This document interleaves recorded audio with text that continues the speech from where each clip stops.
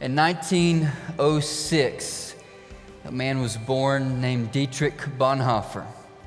He was born in Germany, and he was an academic from the start. He was a brilliant young man, and at that time he needed to write his dissertation, so he goes to Spain and he writes his dissertation, gets his first job teaching, and ends up in New York.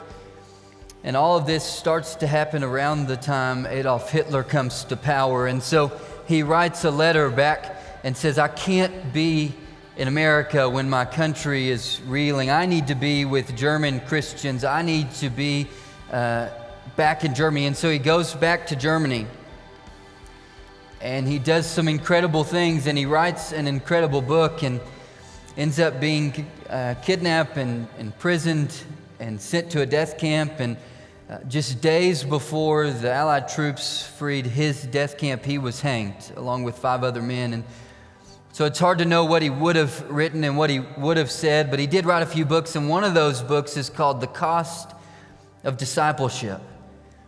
And it's an incredible book about comfortable Christianity and about Christianity that doesn't ask much from us, and he challenges this concept that he calls cheap grace. He says cheap grace is when we preach forgiveness, but we don't call for repentance. And cheap grace is when we baptize, but we don't ask for change in life. It's when we ask or offer communion, but don't ask for confession. He says it's Christianity devoid of discipleship. And as he looks around, not just on German Christians, but even on his time here in America, and I think he'd say the same if he was living today, that as he looks around, he just sees a church that has been duped by what he called cheap grace. And so, lest you be nervous about the idea of costly grace, this is how he says it in his book.